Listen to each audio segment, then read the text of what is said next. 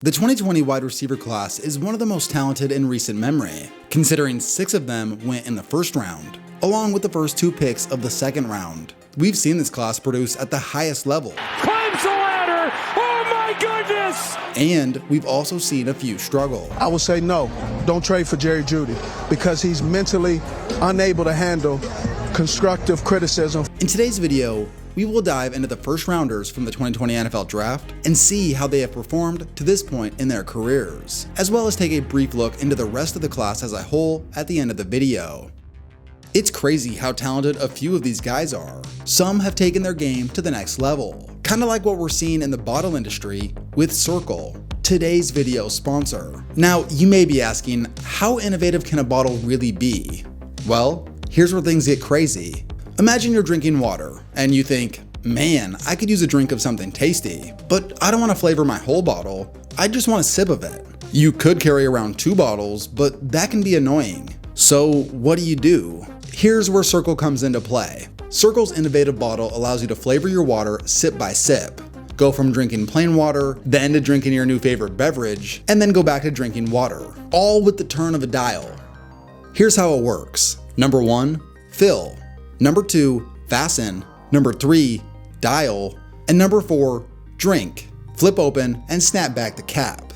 With over 140 flavors to choose from, there's bound to be many flavors you'll love. It's also great because there are no added colors or dyes. It also has 0 calories and no sugar. Circle is a super convenient way to spice up your daily water intake. Plus, it's affordable. Each one of these Circle cartridges contains an equivalent amount of flavor to 6 20-ounce conventional bottles. Results will vary based on the dial setting you use. It can be as low as 50 cents per 20-ounce bottle. Improve your hydration today by clicking the link in the description or the QR code on screen and get up to 35% off your first order. You guys know how I feel about Henry Ruggs. You can't teach speed. Possessing freakish speed, Henry Ruggs III was the biggest deep threat in the 2020 class. At 5'11", 188, he was described by Bleacher Report as an elite speedster who will enter the NFL as one of the league's fastest players, and was also an experienced route runner who understood how to use his speed to beat press coverage or set up defenders with double moves. His only limitation? The imagination of the offensive coaches. This was high praise for the Alabama standout. His low-end pro comp was John Ross III, while his high-end pro comp was Tyreek Hill. He will be able to handle all those press coverages in the NFL. I think this is a great pick for the Raiders. They need speed. He adds that dimension. Great pick, A grade. After being selected 12th overall by the Raiders, Ruggs didn't make much of a splash until week 5, where he had his first big play, a 72-yard touchdown. Separation! Hauled in! Henry Ruggs! The speed! Outside of that, he was mostly an afterthought, never catching more than 3 passes in a game, and only scored 1 more touchdown the rest of the season. The following year, Ruggs saw an uptick in production through his first 7 games, which had him on pace for over 1,100 yards. But then, this happened. Tonight, football player Henry Ruggs III wheeled into court to face justice, charged with multiple felony counts, including a DUI in the fatal high-speed crash. On November 2nd, 2021, Ruggs rear-ended another vehicle outside of Las Vegas. He was going 156 miles an hour and tried to panic stop, but hit the other vehicle at 127 miles an hour. This ended up killing a young lady and her dog. Ruggs was charged with 2 felonies, a DUI resulting in death, as well as reckless driving. Immediately, the Raiders decided to do something about it. Ruggs' life changed overnight. His NFL career was immediately over, and later he was sentenced to 3 to 10 years in prison. Currently, he is serving that sentence in Las Vegas. This guy can separate, great after the catch. I mean, the list goes on and on. Just so you can recall how insane Alabama's receiving core was in 2019, their top 4 receivers that season all became first-round picks. Devontae Smith and Jalen Waddle were drafted in later years. In the 2020 NFL Draft, after Henry Ruggs was selected, the other Alabama guy, Jeudy, was the next receiver off the board. Standing at 6'1", 193, Jeudy had a different skill set compared to Ruggs. Here's what Bleacher Report said about him. Quote, Jeudy doesn't have elite size or track star speed, but he's a well-rounded wide receiver with excellent NFL level traits in routes, agility, hands, vision, and burst. His low-end comp was DJ Chark Jr., and his high-end comp was Odell Beckham Jr. After being selected 15th overall by the Broncos, Jeudy put up decent numbers as a rookie. However, there was one glaring issue. He also tied for the second most drops in the NFL and had a 44% catch rate, which, among 200 qualified receivers, was the lowest in the entire NFL. Unfortunately, this is one of the major issues that has continued throughout Jeudy's career. By the end of year 2, Broncos fans had grown concerned that selecting Jeudy was a mistake. He only started in 5 of the 10 games he played in, and he wasn't developing into the #1 receiver people expected him to be. 2022 was a step in the right direction for Jeudy, as he posted career highs across the board. Caught! Touchdown, Jerry Jeudy!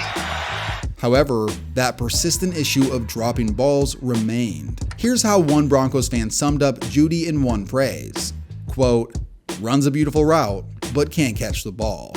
By this point, Jeudy was somewhat productive, but probably wasn't a #1 wide receiver, or at the very least, shouldn't have been receiving the amount of targets a #1 wide receiver got. And during the 2023 season, former NFL receiver Steve Smith Sr. sounded off. You're an average wide receiver that they eventually will move on, and when teams call me and asking, should they trade for you? I will say no, don't trade for Jerry Jeudy. This rant went viral, which only made Jeudy look worse. After another disappointing season, Jeudy was traded to the Browns for a 5th-round pick. Clearly, Jeudy made some enemies throughout his career in Denver, as another media member and former player had some choice words about him. He's just not a great football player. Doesn't run secondary routes well to attract coverage, drops the football, doesn't block. Good riddance. In 2024, Jeudy is in a new situation with less pressure than before. Currently, he's on pace to match what his numbers have pretty much looked like every year of his pro career. He gets a decent amount of targets and doesn't catch a whole lot of them. But hey, the Browns have paid him well, so financially, Jeudy has done well for himself. He can play outside, he can go up in the air, and he's a route tree expert. As the toughest and most physical receiver in the class, CeeDee Lamb was a force at Oklahoma. Standing at 6'2", 198, here's how Lamb was described by Bleacher Report. Quote, "Big-time playmaker who excels with a powerful, violent style. Not overly speedy, but smart, nuanced route runner who knows how to set up defenders before his route stem. Breaks tackles with ease." His low-end comp was Kenny Stills, and his high-end comp was DeAndre Hopkins. After being selected 18th overall by the Cowboys, Lamb made an immediate impact as a rookie. In week 2, he had his first 100-yard game and a huge 24-yard reception to set up the game-winning field goal. No one's near him. CeeDee Lamb down to the 30. He continued to be effective in the pass game after that. At the end of the season, Lamb finished with 74 receptions, 935 yards, and 5 touchdowns. His receiving yards was second among rookies and 25th overall. His development took the next step in 2021. This overtime touchdown highlighted a breakout 9-reception, 149-yard 2-touchdown performance in Week 6, a tone setter for how the season went for the second-year wideout. Lamb had officially solidified himself as a star wide receiver in Dallas. In 2021, he finished with 79 receptions, over 1,100 yards, and 6 touchdowns, as he was selected to his first Pro Bowl as an alternate. Once again, he took that next step in 2022, establishing himself as one of the best receivers in the league. With over 100 receptions, 1,359 yards, and 9 touchdowns, Lamb achieved another Pro Bowl and second-team All-Pro honors. Despite the team's divisional round loss, Lamb proved he could play at a high level in the postseason. By this point in his career, Lamb was not only a bona fide #1 receiver, the team had also come to really depend on him to produce. Then in 2023, as one of 3 receivers to average over 100 yards a game, Lamb took his game to new heights. Makes the move. CeeDee Lamb is going to score. Leading the league in receptions and achieved his 3rd straight Pro Bowl, as well as first-team All-Pro honors. He became the first player in NFL history to have at least 10 catches for 150-plus yards in 3 straight games. He also broke Michael Irvin's Cowboys franchise record for receptions and yards in a season. By this point, Lamb has proven himself as a top 5 NFL wide receiver and signed a well-deserved 4-year, $136 million deal with $100 million guaranteed. In 2024, Lamb has been a little banged up, missing some games, but when he's out there, he's clearly one of the best players on the field. He has amazing burst, suddenness, deuces once you get him out there. Coming out of TCU, Jalen Reagor had the unique honor of being the son of a former NFL player. His dad is Monte Reagor, a former defensive tackle of all positions, and he played in the league for 9 years. His son Jalen was a much different athlete, and here's how the receiver was described by Bleacher Report.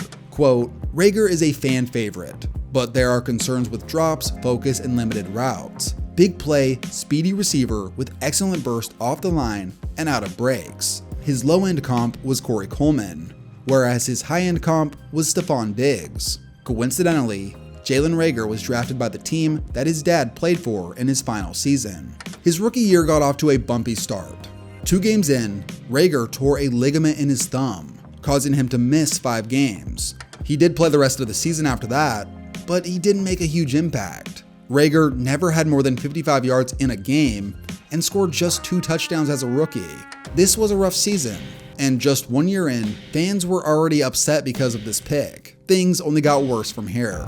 In 2021, Reagor was an afterthought in Philly's offense. He amounted to just 33 catches, 299 yards, and 2 touchdowns, finishing 4th on the team in yards. His most defining moments during his second season were negative ones. In Week 12, he dropped 2 passes on the final drive of the game, including the would-be touchdown in a loss versus the Giants. To the end zone, and it's incomplete. The next one was in the wild card, where he muffed 2 punts, one of which he lost. Despite being a fan favorite in college, he was the opposite in Philly. Here's some of the ways he was described by fans. He's not good, and he doesn't try hard. He doesn't have the mindset to be a pro. Constantly quits on plays, doesn't run hard if a play isn't designed for him, and just pouts when things aren't going his way. After 2 turbulent seasons, the Eagles were ready to move on. They traded for Titans wide receiver A.J. Brown during the 2022 NFL Draft, and later traded Reagor to the Vikings for 2 late-round picks. From there, Reagor basically became a punt returner and backup wide receiver who barely got any targets. He had just 8 catches in 2022 and was waived before the next season. For the last 2 years, he's been a fringe end-of-roster practice squad guy who's still in the NFL. He's currently on the Chargers roster. Talking about a future, this is the guy of the future. Coming from the most dominant offense in college football, Justin Jefferson was a highly productive receiver at LSU. He had the benefit of playing with number 1 overall pick Joe Burrow, but there was no denying Jefferson's ability. Here's how he was described by Bleacher Report. He's a, quote, savvy, smooth wide receiver who wins with body control, soft hands, and smart routes. Also, he's elite with contested catches. His low-end comp was Cooper Kupp, which, keep in mind, was cut before he was popping off, and his high-end comp was Devontae Adams. When Jefferson was selected by the Vikings, he had become the immediate replacement for Stephon Diggs, the wide receiver the team traded to the Bills for that first-round pick amongst other assets. By week 3 of his rookie season, Jefferson had his first breakout moment. Jefferson still going. See you later. That first career touchdown saw him do the gritty, a viral TikTok dance in 2019 that Justin Jefferson, along with Jamar Chase, had been doing since college. It sparked even more popularity after this moment and became a signature move of Jefferson's every time he scored a touchdown. He even later partnered with Cinnamon Toast Crunch to create a limited edition version of the cereal. For his on-the-field performance, Jefferson had just barely gotten started. By the season's end, he had eclipsed the 100-yard mark 7 times and had set the NFL record for the most receiving yards by a rookie in NFL history. He was named Rookie of the Year by Sporting News and was also named to the Pro Bowl.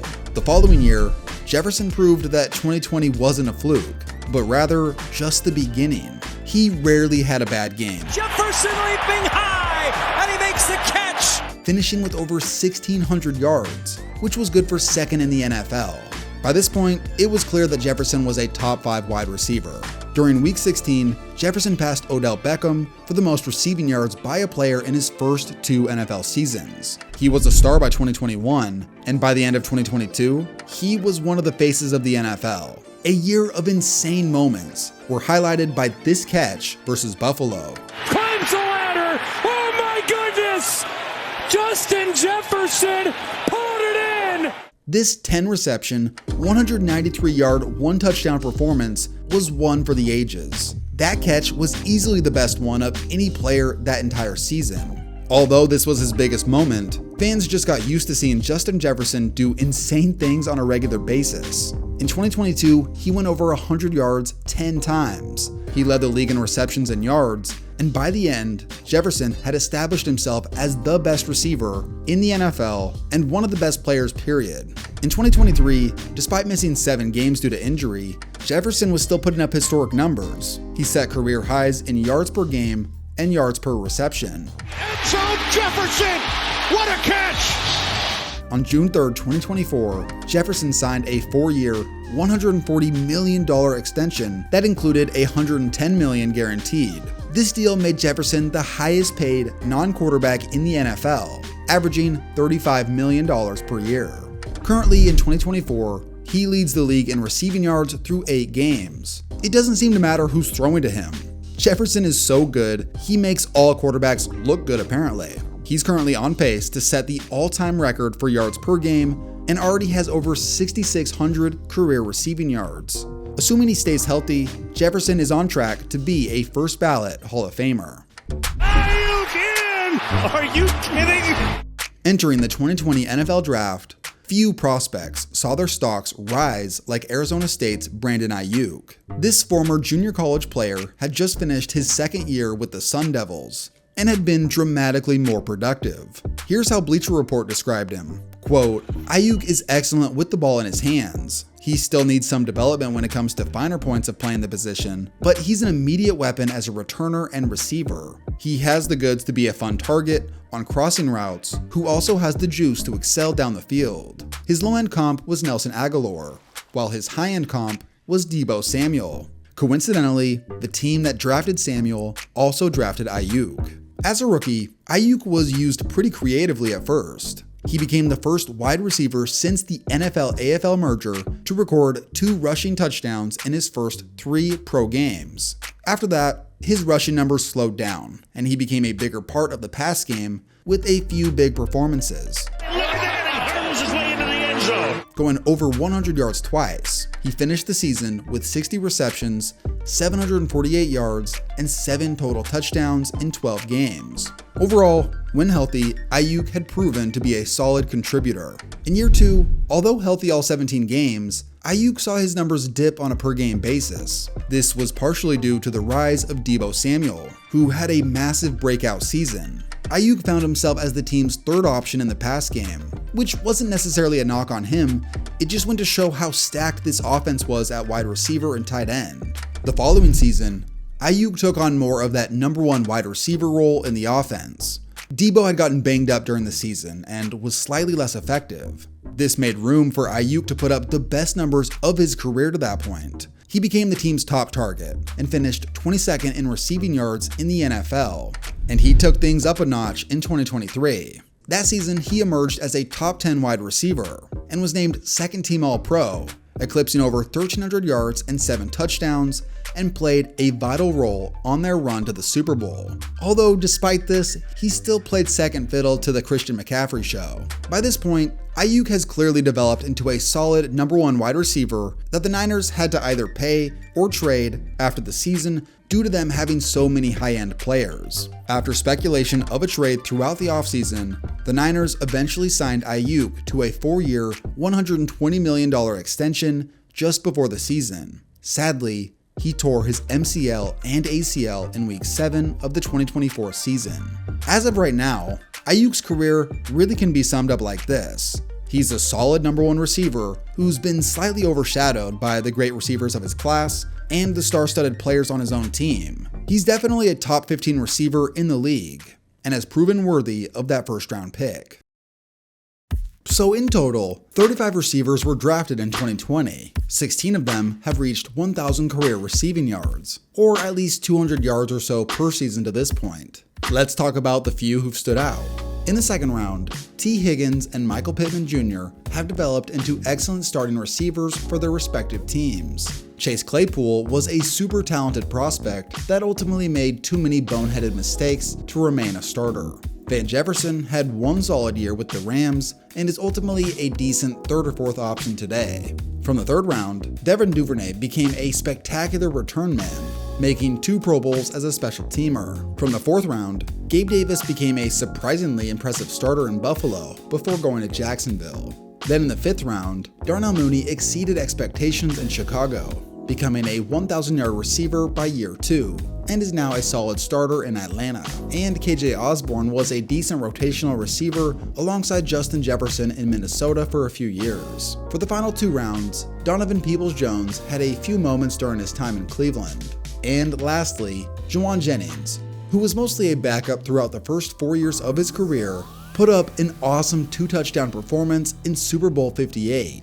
And since then, he has been a total baller. Launching it, Jennings again! A 3-touchdown performance! The day of his NFL life!